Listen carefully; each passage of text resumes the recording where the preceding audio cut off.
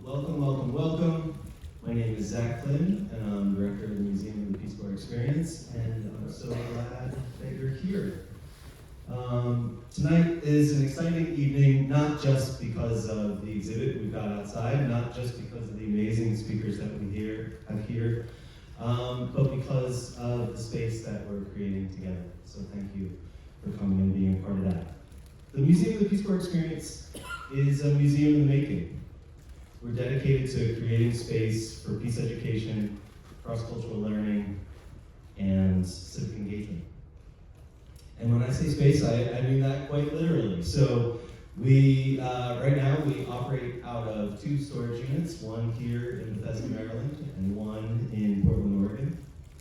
We rely on hosts like the folks here at MLK Library and the International Peace Museum in Dayton, Ohio, where we had an exhibit earlier this year. We partner, we borrow, and we build where we are invited. But more importantly, we create community space. And let me be clear, this is your community space. These are your friends, your colleagues, your neighbors, your host families. Use tonight to see the exhibit, yes, but more importantly, use tonight to see each other and meet someone new, share your story, ask a question, reconnect. Space is never neutral. Space shapes what is possible. And at this particular moment in our nation's history, when division is loud, when dignity feels fragile, when cross-cultural understanding is often replaced by suspicion, choosing to gather in a space centered on the important legacy of Martin Luther King Jr. is an act of intention. The exhibit represents less than 1% of our collection, and yet it carries a powerful message. We craft it for the general public here at the MLK Library. We assume no prior knowledge of Peace Corps, because the exhibit is not just about the Peace Corps. It's about centering peace in our nation's capital at a particularly dark moment in history. A museum can't end atrocities, it can't solve geopolitical conflict, but it can speak. It can hold memory. It can affirm values, altruism, international collaboration, a commitment to human rights for all, a resilient insistence on peace.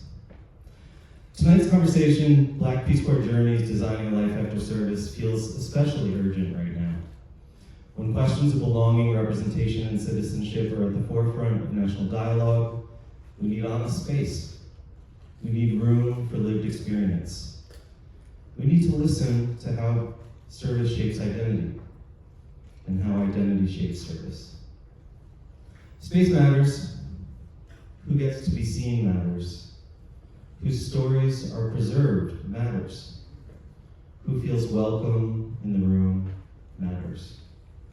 And tonight, this room belongs to you. Thank you for showing up. Thank you for carrying these stories. And thank you for designing peace together. It's now my great pleasure to introduce one of the Museum of the Peace Corps Experience's newest board members, Jennifer Erie. Jennifer Erie is our moderator tonight. She's going to be introducing you to our incredible esteemed panel, who we're so grateful have chosen to join us. And with that, I'm going to turn it over to you, Jennifer. Thank you, everyone. So as you heard, my name is Jennifer Erie, the newest board member. I'm very excited to be working with the museum team. I most recently was working with USAID for the past 15 years, and I am a returned Peace Corps volunteer from South Africa. So I'm very happy to be here and moderating this panel because I know the folks on both sides of me have some great stories to hear, and especially as we are here celebrating the 100th anniversary of Black History Month. So it's great that the stars align, that our exhibition is here at the MLK Museum as well. So with that, I'm going to do some quick introductions so you know who's with us on the panel, and then we'll get into some questions. So first up, we have Hank Ambrose. I'll just do a couple of lines about each one, but the history is long for all of them. He's a retired telecommunications executive and returned Peace Corps volunteer who served as a mathematics lecturer at Kenyatta College in Nairobi with Peace Corps Kenya from 1971 to 1973. Hank has served as a university lecturer and professor and was a member of the National Peace Corps Association Board for 6 years, including 1 year as a board chair. So let's welcome Hank. Then we have Carla Brown. Carla has held multiple leadership roles with the National Peace Corps Association and is now serving as its current president and CEO as of January 1st, 2026.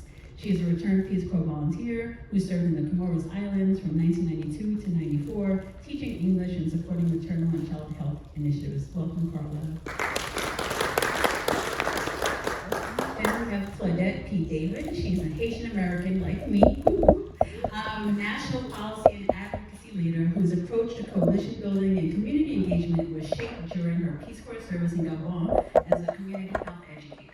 She currently serves as a 3-time elected advisory neighborhood commissioner in Washington, D.C. Welcome, Claudette. Then we have Nicole Lee Wanda. She serves as the Homeless Education State Coordinator at the D.C. Office of the State Superintendent of Education, where she leads statewide policy, funding, and data initiatives to ensure educational access and stability for vulnerable children and youth across the district. She was a Peace Corps volunteer focused on youth development in St. Lucia from 1999 to 2001. Welcome, Nicole. We have Jaleel Johnson. Jaleel is a legal orientation specialist at IUDA, where he helps low-income immigrants navigate the immigration and justice systems and across critical support services. A Morehouse College graduate, he served as a Peace Corps volunteer in Costa Rica. Welcome, Jaleel. And then last but not least, we have Troy Blackwell Jr. is an award-winning communications executive and former presidential appointee with nearly 15 years of experience leading strategic communications across government and the private sector. From 2022 to 2024, he served as the chief spokesperson and director of the Office of Press Relations at the Peace Corps here in Washington, D.C. So Troy, please, you're welcome. We have a panel of both returned Peace Corps volunteers, those who have served, and also Peace Corps staff. So we'll have some diverse voices. And we're going to go through a series of questions, but we look forward to some audience participation if we have some time, potentially. But we do want to start by opening up with some grounding questions, kind of like getting into who you are. So beyond the bio that we just read, you know, when you think back to when you first started your service, who were you when you boarded that plane to leave for the Peace Corps? So I don't know if anyone wants to volunteer to go first on that question. Claudette's up. Let's go. When I think about who I was so shy before I did Peace Corps. Very afraid to speak in front of the public. I was just a very shy and innocent person. And then the person after Peace Corps was someone totally different. And it wasn't something that I noticed, it was something that other people noticed. And it was, so I felt like I grew up in the Peace Corps. Nice, thank you for that. Anyone else want to jump in on who were you when you boarded that plane to go to Peace Corps? All right, we'll go Jaleel and then Hank. I was a recent graduate from college.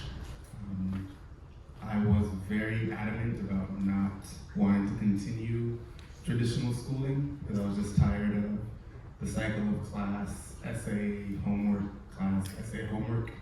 And I knew that there were necessities for me to do those things in the future, but I was really excited to find another avenue in the Peace Corps that would allow me to continue traveling and also further my passion for Spanish.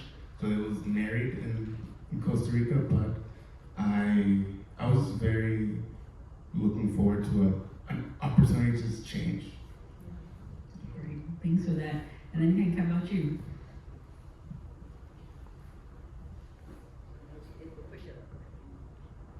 I'm the oldest, so I don't Thank you very much.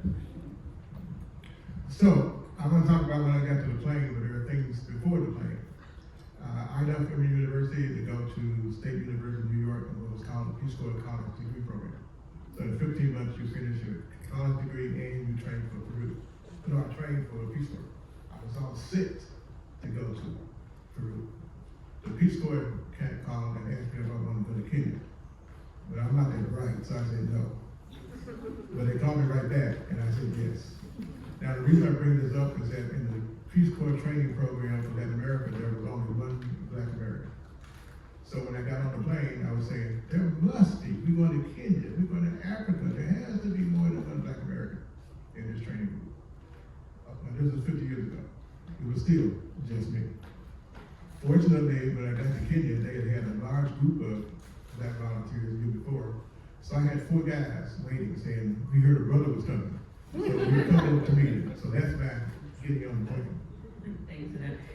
Going a little bit beyond that, Carla and Nicole, what surprised you the most, maybe, when you got into Peace Corps and got to your country?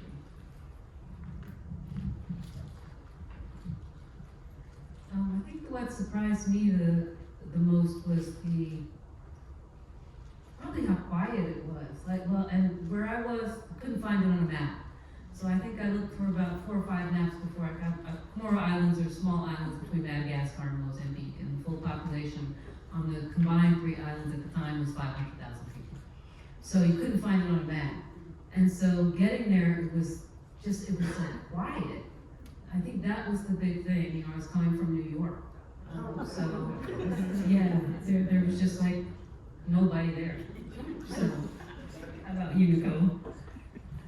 So for me, I was clear because I had lived abroad and studied abroad. When I knew, someone had said to me when I applied for Peace Corps, they said, you know, I was very passionate that I wanted to go to a Black country because what I saw when I lived in Kenya, where there were a lot of white volunteers and not very many Black volunteers, and so people really didn't think about Black people being in Peace Corps. So I was very adamant that I wanted to go, and I ended up going to St. Lucia. And ultimately, in my mind, I was gonna go. I was like, I might be the only volunteer in my group, but that's okay. And it ended up being 6 of us, and I was the most Black volunteers they had ever in one time to come in. What I didn't anticipate was I was clear that when I went to Peace Corps, I needed to have a spiritual foundation while I was away. I needed to find ways to nourish myself mentally, emotionally. And once I got there, I wasn't prepared for what it was like to have locks, to be a Rasta in St. Lucia, and what the stigmas around it, you know. And so, it was a very interesting journey. Sorry, it sounds like it. And so we do want to get into that some more now. We do want to look at identity, right, and race. This is a Black History Month panel, by the way, of Black art PCBs. And I think it was interesting. I was doing a little bit of research for the event, and out of the over 240,000 returned Peace Corps volunteers, I think only about 7 to 8% are Black or identify as Black or African American. So you can imagine when a lot of us go out on service, we are the only one in our groups for the most part. So with that being said, how did being Black shape your experience as a Peace Corps volunteer or a staff, Troy? We don't want to leave you out either. Sure, I'll answer that. All right. For me, coming in as a staffer, my Black identity played 2 roles.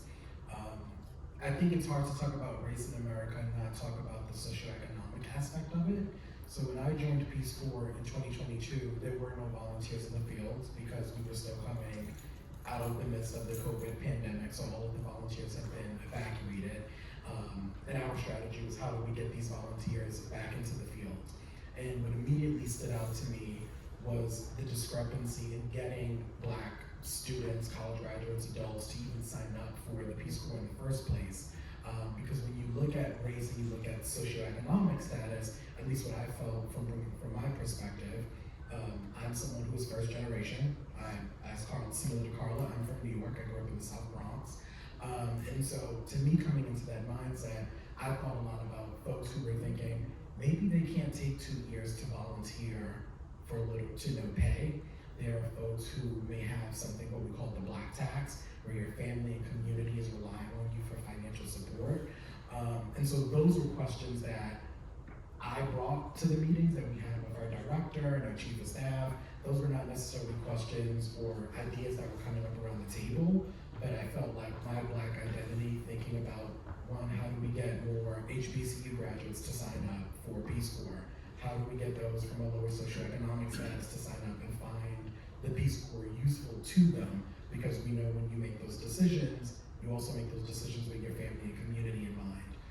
And so to me, that was the most impactful piece of it, is being able to even see that, getting folks back into the field, returning people over 2 years to 64 countries and seeing the number of Black folks that we were able to get to sign up, and not just also graduates, but some of the older folks who did the 1 year Peace Corps stay.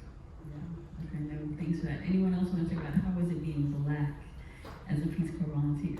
So my experience was a bit different because I come from a family that I would say did a lot of kind of firsts. My grandmother worked overseas in Germany for 7 years teaching English. My parents actually worked in France. I was born in France. My brother actually traveled a lot and worked the underground with the apartheid movement. You know, we were always the only Black family on our block. So I had a lot of that I was bringing to my experience, and I was looking for an experience where I wasn't the only one. And so when I went overseas, I specifically said to Peace Corps, I want to be on the continent. And their response at that time, because it was a different organization, was, you can't choose your country. And I said, well, there's 50 plus, I'm not choosing a country, I'm choosing a continent. And so they responded to that, and I, was on the continent. What I didn't realize was when I was going there how much I would be seen more as an American. And that was a kind of an interesting dynamic. I was known by everybody. We looked the same, but I was known by everybody because I was the first African American they'd ever seen. And so, there was a lot of love around. There was a lot of respect around. And it allowed me to really embrace, the fullness and richness of African American culture. Because I could bring that culture to the table, and I didn't have to code switch. I didn't have to explain to anybody anything. I could just be. And that was a really enriching space. And then when I came home, I just walked into any space like that. And so it was a nice thing to be able to bring back.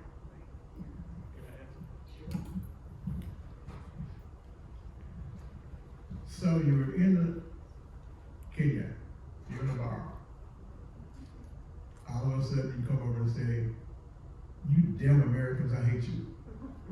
Now I'm thinking, I'm Black, but from their point of view, I'm an American, doesn't matter my skin color. My neighbor down the street is from India. Now and then on the weekend, he would have a little too much. He would come down the street too, looking for that damn American, me. So to some degree, for some people, the Blackness was lost. All they could see was that I was an American, so it's similar. And I wonder, how did service change how you understood your Black identity as an American? Before I did Peace Corps, so we already established that I'm Haitian American, but before Peace Corps, I would just say I'm African. And I was very kind of like a Pan-Africanist. And then during Peace Corps, I was kind of learning, I'm actually very American. And they could tell who I was. If I were walking the street at night, they would be able to easily identify me by the way I walked. And it was fascinating to then think, there's a meaning to being an American. There's a way that you walk. There's a way of being. And I started to learn that what was really more important was knowing my ancestors. I didn't have to go back 100 years. I could go back 10, 20, 30, 40, 50 years, 60 years. And so I then started to just establish, I'm Haitian. There's a Haitian culture, there's a Haitian history. I started to then really more appreciate the stories of people whose ancestors may have began in Africa, but then created a story wherever they landed, and that story became beauty, it became a culture, it became its own thing. And so I started to more appreciate better my Haitianness, and I can see the similarities between you know, just some African cultures and the food and the things that we do. But Peace Corps was able to help me see that part of myself. And I know we have some other Black and Brown Peace Corps returned volunteers in the audience. How many, by show of hands, how many of you can identify with some of the things that are being said right now? Yeah, I think almost everyone. Yeah, exactly. So no, but it was a great experience, I think, for all of us. Now, we do want to change over to a little bit about work and life after Peace Corps, right? After all, that's the name of this panel, is Designing Our Life After Service. So what skills and experiences do you feel like helped open doors for you when you came back after your Peace Corps service to help kickstart your career or restart a career? So having taught at Kenyatta College, I wanted to go to graduate school when I finished. So I applied there for a few schools. I ended up at the University of Cincinnati. I'm mentioning this because most first years are teaching assistants. And you help another professor. Because I had taught at Kenyatta College, I got my own class of teaching. Now this is good and bad. Other professors, they have TAs to grade their exams. I do everything. I teach, I grade exams, so I'm happy to do that. I also want to mention that after finishing UC, I ended up working for AT&T. And during the interview, well, let me tell you the part that my mother would probably want me to tell you. When I got the job, they said, you have to shave your beard. So when I called home, I said, well, yeah, I got the job, I shave my beard. Well, I ain't like the beard anyway. So, but the person who interviewed me said that having Peace Corps on my resume caused it to kind of rise to the top of the pile. Now I'm going to just tell you another dumb thing that I did to my health that I don't like. Most of us go through cross-cultural training when we're doing Peace Corps training. Well, the day the vice president had a meeting for directors of corporate culture. So when they went through at the end of it, they asked you, what did you learn? Now the smart thing to do was just pick one thing and say, I learned this. But did I do that? No. I said, I didn't learn a thing because everything you taught me, I learned in the Peace Corps. So unfortunately, I didn't get fired. Anyone else? So for me, I always thought I would go into the foreign service. And once I went to Peace Corps, they were like, we want you to be a teacher. I said, oh, okay, no problem. So in being in youth development, I taught. And I truly love teaching my students. They were 16 and 20 years old, and I was like, I enjoy this. But I was clear, I did not want to come back to the US and have to go back to school to be certified to be a teacher. So I was like, I'm gonna envision this and something else will happen where I can work with youth and do youth development, but I don't have to go back to school, nor do I want to grade papers every day. And so ultimately I ended up coming back to the US. I ended up working for nonprofits and working with students experiencing homelessness and working with adjudicated youth. And so I've been able to teach and be in the field of education ever since I came back from Peace Corps. And so it completely changed the trajectory of my professional career. But it has brought me joy to be able to empower young people, to help them find their voice, to help them feel like there is no limit to who they can be, and to validate them and remind them of their greatness. And that was, to me, what Peace Corps afforded me the opportunity to do in St. Lucia, and I've been able to do that now in DC since I've come back. So that absolutely helped me be who I am now professionally. That's great. Julia, do you want to say something?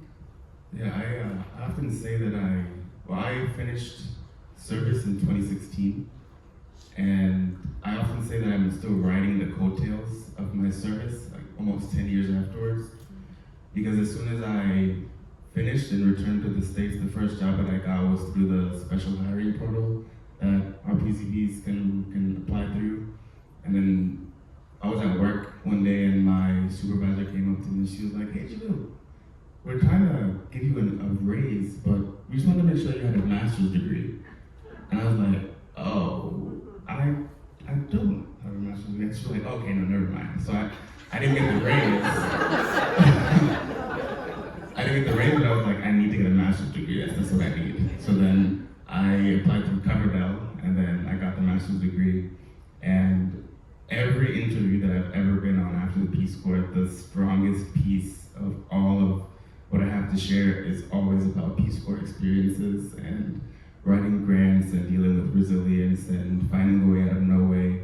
And I think that it's going to continue being the strongest piece of my professional background because it's made me so well-rounded, and it's made me so versatile with hard skills and soft skills that I can offer that I feel like a lot of people that haven't done the Peace Corps can't exactly offer. So I'm deeply, deeply, deeply grateful to the Peace Corps for that. And I wonder, Troy, for you working as a Peace Corps staffer, how has that helped you, if at all, since you're a Peace Corps staffer? I was going to say that Peace Corps was a training ground for crisis communications, to be honest. So during my tenure, the 2 years, we had the COVID pandemic, we had the invasion of Ukraine, we had something called Marburg virus, and that was happening in West Africa. Then there was civil unrest. We had situations that were happening in Uganda at the same time. So for me, it was just a training ground of how to respond to crisis in real time and how to manage what to respond to. So for me, that was the personal aspect of it that I've taken away. The second piece of it, Jill mentioned, was about the non-competitive eligibility. So now whether you serve for 2 years in the Peace Corps or you work at headquarters for 2 years, you do get the NCE. And I believe, I want to say it's maybe 12 or 13% of the entire federal government workforce identifies as Black. So I found that to be a real economic equalizer in terms of getting folks into the federal government, whether it's at Peace Corps or going to other agencies. And the third, I was going to say, Peace Corps actually got me a board opportunity that I'm on because of the work we were doing around crisis communications. Someone I knew the work that I was doing at Peace Corps, introduced me to someone who used to be the chief communications officer at Google. And at the time, this person, his name is Corey DeBrouwer, he basically put together this advisory council with Google and said, hey, I want to put this advisory council, you guys will be advising his office, the chief communications officer at Google, on different areas that were happening in communications, different crises, and how Google can insert themselves. And I'm still on that seat, and I've been on that seat since. But it was because of my Peace Corps experience that I even got that introduction. Yeah, no, that's fantastic. I think a lot of us can say similar stories, right? Coming back, anytime you walk into a room, especially for me, I went into international development, and everyone almost worked, was a Peace Corps volunteer. So it was so easy to make those connections and just leverage the Peace Corps network has been really great. Let's talk about, since we are back home now, we left our villages and our communities, we're talking about getting back home, what can we bring back with us? Let's talk about the third goal. So Peace Corps has 3 goals, and the third one is about bringing culture and the people back home with you to tell stories in your own communities, so that Americans in general can learn more about the people across, where you volunteer and have a better understanding of other cultures and other people. So with that said, let's talk about how you are contributing to the third goal today from your various perspectives. Well, I will say I'm glad you're saying today, because I spent almost 20 years living overseas, so I didn't bring it. It wasn't in as much contact. And obviously it was a purposeful decision. I just loved being outside the country and being able to explore different cultures and different foods and, share my identity as an American in different environments. Now that I've, started working, I have kids, so one of the reasons I came back to the U.S. was because my kids wanted to finish high school here. Otherwise, I may still be overseas. Nevertheless, being back really introduced me or reintroduced me back to the Peace Corps family in a way that I hadn't anticipated. Joining the National Peace Corps Association first on a task force around diversity, equity, and inclusion really triggered, do people even understand this topic? There's a lot of conversation around training this one, or gender bias, or all these biases, and assuming that a training is going to somehow change a cultural value that has been ingrained in you from your your family and your lineage and what different generations have felt. I was able to have a conversation and in Peace Corps space challenge some of those concepts, and that was sort of my entry into the board, where I was asked, why don't you join the board? What I credit Peace Corps, back to your last question, is Peace Corps helped me to become more authentic. And so I would go into spaces and I wouldn't necessarily shy away from my own opinion or my own views. I was in a position where I would then challenge professors. It's like, if I get a B, I get a B, but I've said my purpose. So I was able to take that, and I'm able to take that now as in the role as president and CEO of the National Peace Corps Association that's committed to representing the voice of our collective community. Take that skill and make sure that when I'm having a conversation, I'm representing those voices. That I'm not, necessarily representing myself or what's comfortable, but leaning into what's not comfortable. And I think that's what Peace Corps brought me, is that I'm able to do that now. Even though sometimes it's scary, I'm still able to go there because I've done it before. Thank you for that. All right, Claudette. I would say with all of us, really what Peace Corps does is you recognize fear and then you just tackle it, and it becomes normal. And I found myself, I was a community health educator in Peace Corps more than 10 years ago, almost even number. And I found I'm in the, I don't know how it happened, but I found myself, I'm in the political space and I'm very comfortable with that. And so in my career, I found myself having to, they'll give me a goal and I'm in a community and I'm trying to educate people about voting, for instance. And then I'll see there's a mosque in the community. Why aren't we reaching out to the mosque and to the imam in that community? And I found myself being the person to take that step to do that. And it was just like it becomes normal to just do the thing that nobody else thinks of doing. Now immigration is an issue.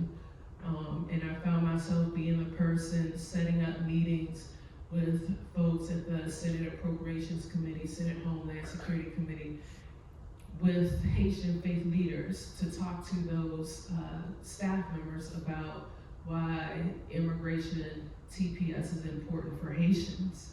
And learning from them and hearing them, staff members say, you know what, we're in DC, there is no Haitian culture here.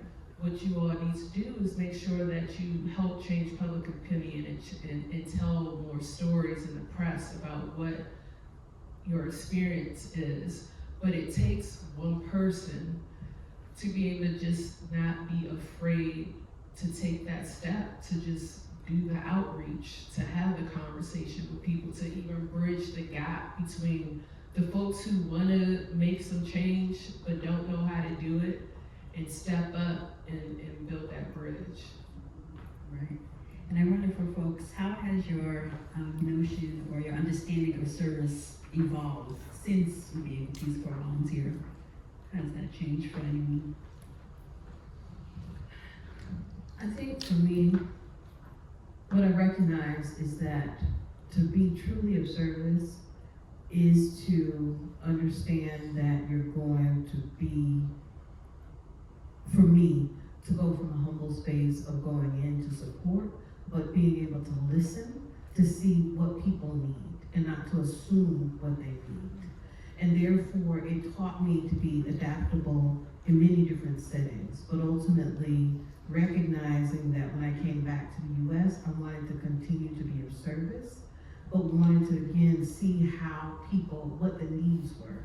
And I think that's what Peace Corps teaches you, to recognize that when you go into other people's spaces, that you have to honor where they are and not assume that you take in your own biases from your own realities to recognize then, I'm going to judge you on these standards because this is my reality and I'm going to tell you how great I am.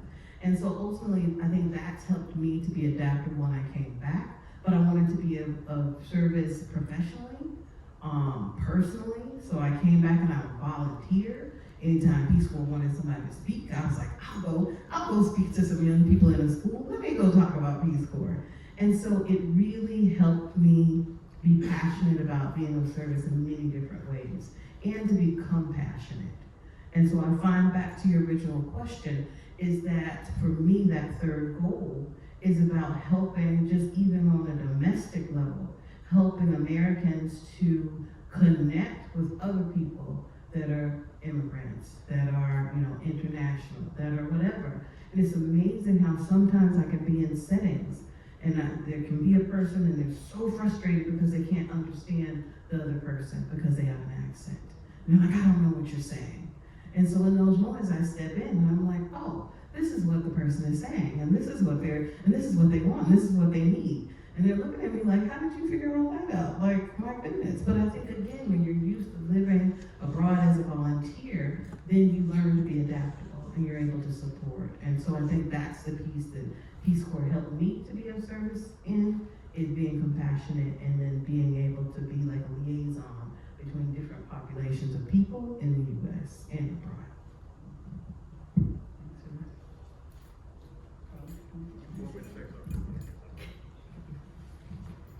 I really don't think I've done a lot to support the third goal since I've been back. When I went to University of Cincinnati, I was walking out. Cincinnati is a very conservative town. It was 50 years ago, and I guess it still is now. So I'm walking down the street of Matashiki, and the people give you a lot of different stares. For a brief moment or so, I was a recruiter on campus, so I could talk a little bit about Peace Corps. One experience I had, some of you might not know what a house party is, but I went to a house party. And in the house party, I said you were there to me. I went to the house party, and we were down there, we're talking and stuff. And said, oh yeah, I'm a piece of volunteer that in Kenya. Man, if it ain't in GC, I don't need it. So you talk about different people with different attitudes to that. Now I have to admit that my service focus has really shifted from what I learned in the Peace Corps more to religious, because I do a lot of stuff in the church, Sunday school teacher, deacon. So, and you go visit the sick and shut in. So that element of service is where I am now, as opposed to doing a lot of stuff that I learned when I was in the Peace Corps. They go together. What you're focusing on is serving people. And whether that's coming from your Peace Corps experience or whether it's coming from some other experience, I would say that the focus shifts from you and the focus is on serving other people.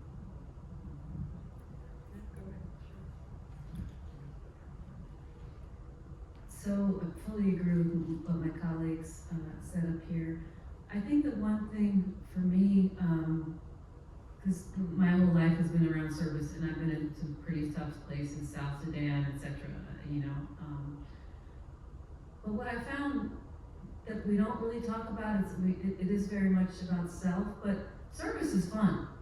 There's a really fun and satisfying aspect of that, and I don't think that piece of it is communicated enough for people to always want to do service. But I actually find it to be fun. I love to think of, it's almost like doing a puzzle. There's a tough problem out there and you're working with communities to kind of figure out how to solve it, what's going to work. I just find it to be plain fun and very, very satisfying. And I think that's a message that we do need to communicate more with communities and individuals, that there's just a satisfaction that it's hard to articulate when you supported somebody and helped somebody complete something or achieve something that they really wanted to do. Agreed. And before we go to Jalil, get your questions ready. I think we have time for like 1 or 2 questions, so we'll come back to the audience in a minute. Go ahead, Jalil. I just wanted to add that I began my service thinking that I was gonna just flip the country upside down. And there were gonna be like infrastructure and bridges and all these things. And things got done. I was a tech volunteer, so there was no building of any nature at all. But I think that what I learned in service is that you go in thinking, I'm gonna give, I'm gonna do, I'm gonna establish. And those things occur. But I think that the biggest or a big aspect of service is also what happens to you as the humanitarian aid worker. Because I was very surprised to be so deeply impacted by the Costa Ricans and what they taught me and what they gave to me. And I was like, wait, I came to give you guys stuff and you're teaching me all these things. And that was so difficult to leave and separate myself from. And that's something I'm very grateful for, and that I definitely gave and I definitely exerted myself, but I feel that the essence of the Costa Rican and the essence of the fill in the blank, wherever else, just added so much to me as a person as well that I think also has to be communicated. Like, service is fun, but you're also going to change a lot interpersonally and personally as a person too. Yeah, for sure, right? Because we're going out there like as 20-year-olds or something, right? The moves of us right after college or grad school, and we're gonna go change the world. We're gonna really change that community. So we definitely learn a lot more from our communities and take in and we mature and we grow with them, and then we're able to bring that back home. So yeah, perfect. All right. Does anyone have any questions in the audience? I see Zach is ready to run the mic. All right, we have a few over here, over there. So any. Hi. Wow.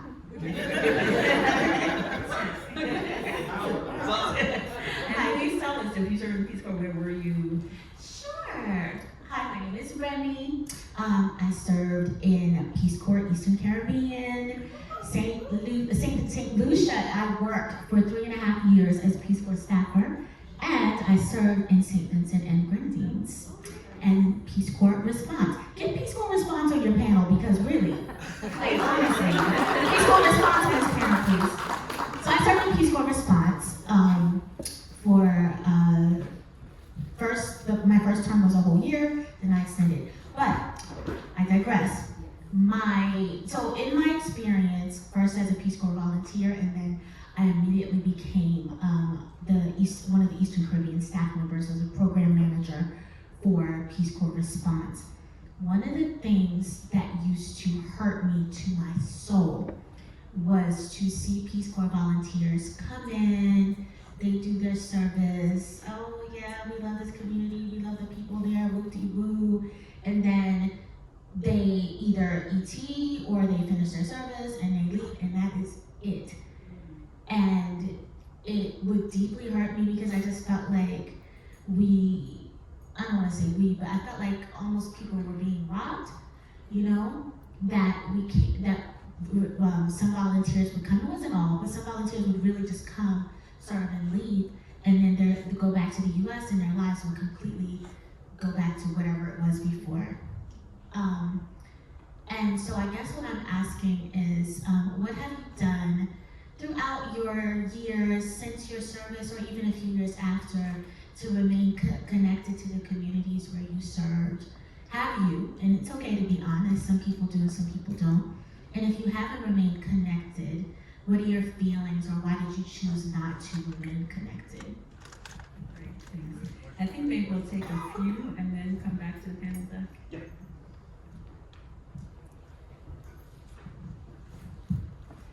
Hello, my name is Sonia Stavanoukor.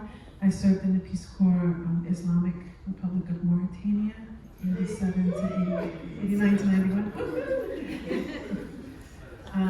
I also was country director in the Philippines and worked at headquarters. That's why I met Jennifer. And I was in headquarters, director of the office of, it used to be called the center, but the office that provides training to support country programs, OPADs. My question is, since I've been back, I've had friends and that whose children have gone, I shouldn't say children, the young adults have gone, enjoying the Peace Corps, and I helped them in that decision-making process by talking about my own experience, etc. But similar to what Remy was saying, some of them are challenged with staying and wanting to ET.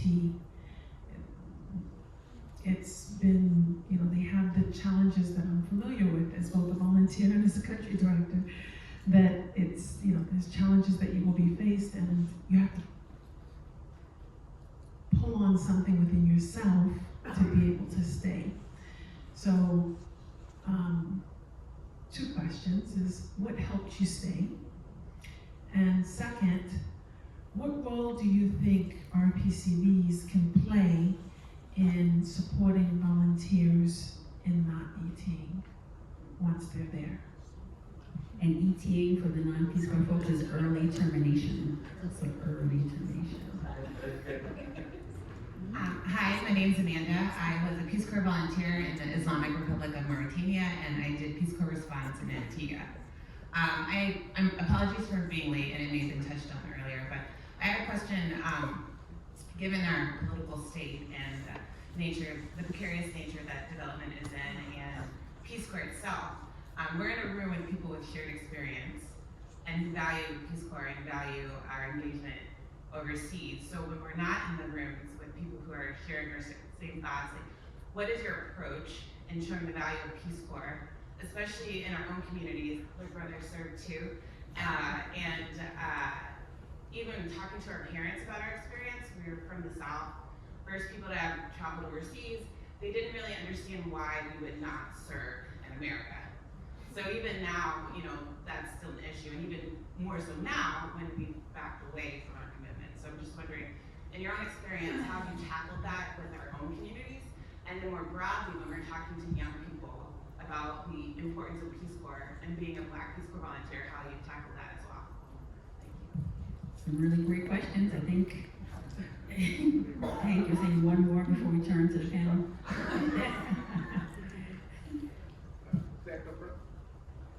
Yes. All right, we'll take this one from Mel, and then we'll kind of bring it to the panel. Thank you very much. First of all, I'd like to say it's great to be in a room with kindred spirits in the Peace Corps. I served in the early 70s in Eritrea and Ethiopia. I was actually put in Eritrea during a war zone, and nobody told me there was a war going on. I learned by seeing bazookas and tanks in the streets and that kind of thing. What is this, But they moved me to Ethiopia, which was safer after a year. But I've been working on Africa for 50 years now. Peace Corps was my start. When I was a Peace Corps volunteer, I didn't know anything about Africa when I went. And my father said, "You're going to get eaten by a lion." I didn't know. I thought Tarzan was real. So my question, I work on U.S. Africa policy. I work to shape U.S. policy toward Africa. Now, I went back to help to stop the war in Ethiopia and Eritrea. I served as a delegate to stop the war, so I feel good about that. My question to you, we've always wondered, how do we increase the numbers of blacks in the Peace Corps? I think the numbers, last I heard, were like 4 or 5%. And I think that was like 10 years ago. I wonder what it is today. A very small portion are African Americans. And how do you encourage others, Black Americans, to get into the Peace Corps and to serve? All right, panelists, I think the number's a little bit better now. It's like 7 to 8% now. But go ahead, Carla, and we'll go down the line maybe. Yeah, I'm gonna hopefully paraphrase, because there are two parts of the question that I wanted to respond to. One was regarding, if memory serves me correctly, when you were asking about, I forgot how exactly you worded it, but volunteers or how you tell your story that would attract people when you come back and what have you. That's a big challenge. One end, as well as creating community and knowing that their community and what the value of Peace Corps is. So I would be remiss if I did not say again that I'm the president and CEO of the National Peace Corps Association. We are the national organization. There are over 70,000 members in that organization. And the number of our community, meaning the people in this room, is a very small percentage of that. So we are not putting ourselves in spaces where we can be seen. So I think one of our own internal goals should be to make sure that we are seen. The other thing that we are challenging our members to do right now is not just tell your story about, when you were overseas, because we all have great stories of something random that happened and nobody could relate to in the States, but we all laugh together. What we have talked a lot about now is, what do Gen Zs want? Gen Zs want to know, what is that experience going to be like, and what can I gain from it in terms of my life trajectory? We have to be better at telling that story. I have to be better at being able to explain why international living overseas, shaped who I was, allowed me to learn a second language, opened up my world to another 80 million people, put me in a position where I am now a CEO, etc. we need to be able to tell that story because that's what people care about. It's, you know, a lot of us went in with an altruistic piece of us, right? Service was important. In my case, I went overseas, frankly, because I did not want to work in corporate. So it was corporate or volunteering. And, you know, so that was a very easy one for me. I was not going to ET because if I knew if I ET, I was going to have to be working at somebody's bank somewhere. So for me, it was very kind of black and white. But for other people, you know, it's not. Understanding themselves when people are making the choice, really understanding what that choice means. You know, you may be isolated. Are you ready to be with self? When we say you're going to do nothing, we really mean nothing. You know, most people in America don't know what that means. Doing nothing is you still have the remote in your hand. When I was overseas, doing nothing meant watching the geckos eat mosquitoes on the wall. They're not going to get that. How do we begin to really explain understanding self and being able to make sure that when you're where you're going, it's okay if you want to be a city volunteer versus everybody wanting to go out in rural areas and, you know, you're by yourself and as a woman, men are looking at you and you can't walk outside. People don't get any of that. So being able to tell our story from that place, but also from the place of what you gain, you know, being able to learn a second language. If it's Spanish, how many millions of people can you communicate?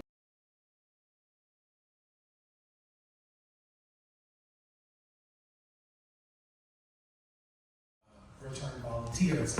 But Peace Corps is a federal agency, and so the vision of Peace Corps depends on who the president is, and it depends on who the director is, because that person is appointed by the president, and that's the reality of it.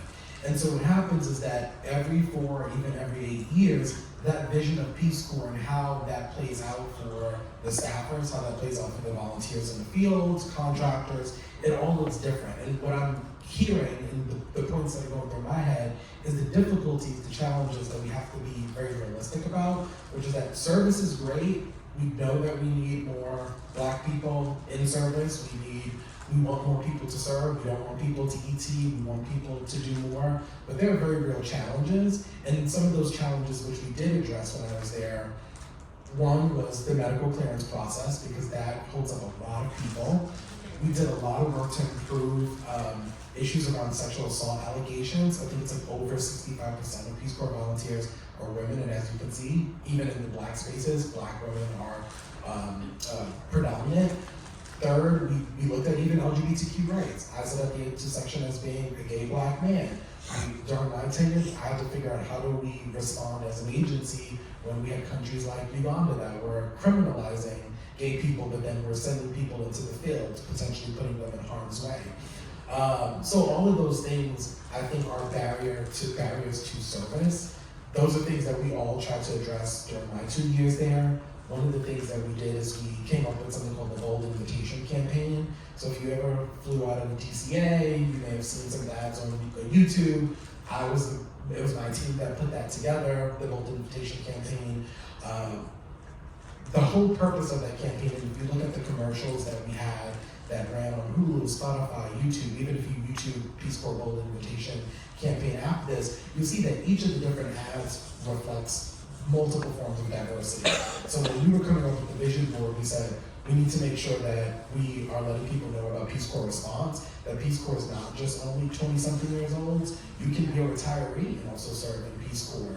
We made sure we wanted to make sure that Black and brown people were shown in the ads, because to the gentleman's question up above, Peace Corps is a privilege. So regardless if you're Black, it's hard for a lot of people to take 2 years of their life to go overseas to another country, work and maybe get $200-300 max. And again, as I mentioned earlier, I can't speak for everyone, but I know for myself, I could not have been able to do that.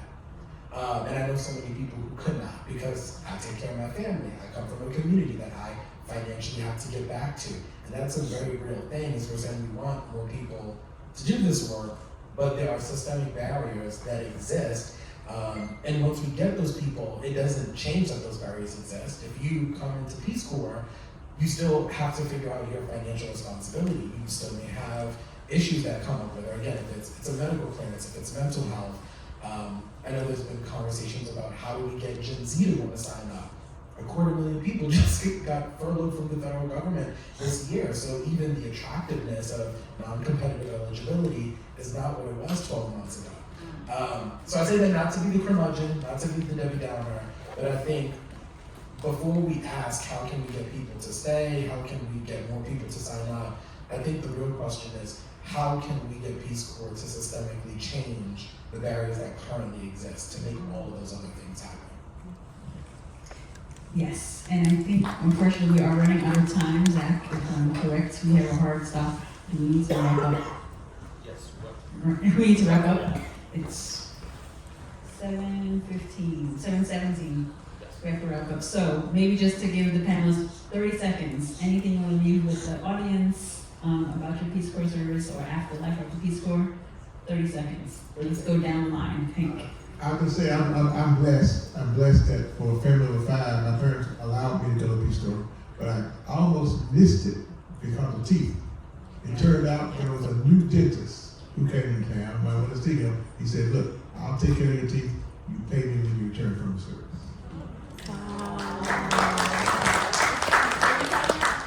Absolutely, Peace Corps was the best experience that I could have ever had. I wouldn't have traded it for the world. I'm so grateful and feel so fortunate that I was able to experience Peace Corps, and I will go to my grave talking about Peace Corps to anybody that'll listen. And so I'm grateful to be here tonight. Thank you for listening to us, but I absolutely believe that Peace Corps is a beautiful tool for really helping us to make an impact on the world and to bring back the world to our country. Thank you. I think I just want to mention, especially to the young woman who just returned, the conference also has scholarships so that, I know it's not easy coming back. So there are scholarships that if you would like to come to the conference, please apply. That will give you a chance to meet and be in community. So really encouraging you to do that. If there are any people in the room who unfortunately have been affected by the restructuring, there are also financial opportunities to support being able to go to the conference. So just wanted to really let people know. I'm committed to the community, and there are, Peace Corps is actually looking at some of the tough issues that you mentioned.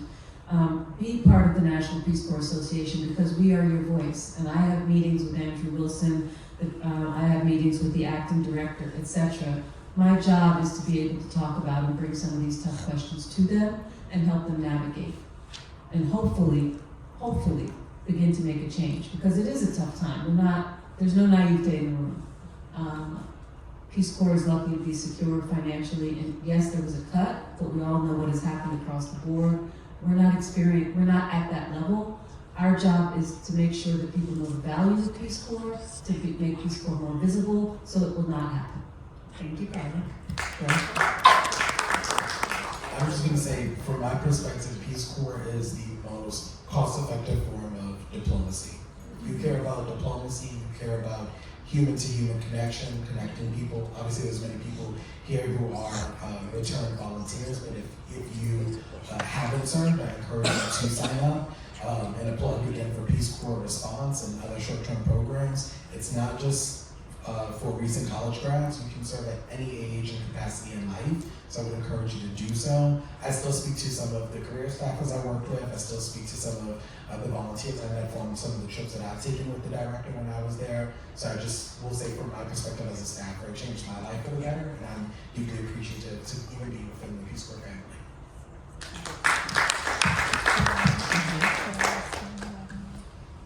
I will spend a little bit of my time to answer your question and say, don't rush into jobs or work or anything. Take your time and feel the feelings and take your time to decompress and congratulate yourself as well for what you've done. None of the opportunities that you're looking for are going to disappear tomorrow. So definitely take your time. And I know that there's a very complex social atmosphere around here recently, but something that I encountered while I was in the Peace Corps is called the sphere of influence, which I encourage you all to look up, the sphere of influence, which helped me and still helps me just understand what I can control and what I can't control, and it removed a lot of stress for me, and I encourage you all to look it up for what we're going through now as well. I just wanted to say thank you all for allowing us to tell our stories. I would say just in having returned so long ago, just for all of us to just remember to just keep being adventurous and just keep having that entrepreneur spirit, because the world can be tough, but you know, we are still the light in this darkness. Thank you. That we're closing up the panel, we're going to hand over to Zach to give some closing remarks, and feel free to grab us afterwards as we're going out the building, and we can chat and exchange numbers. So, Zach, over to you. I just want to close with gratitude to this incredible panel. Please give them a round of applause.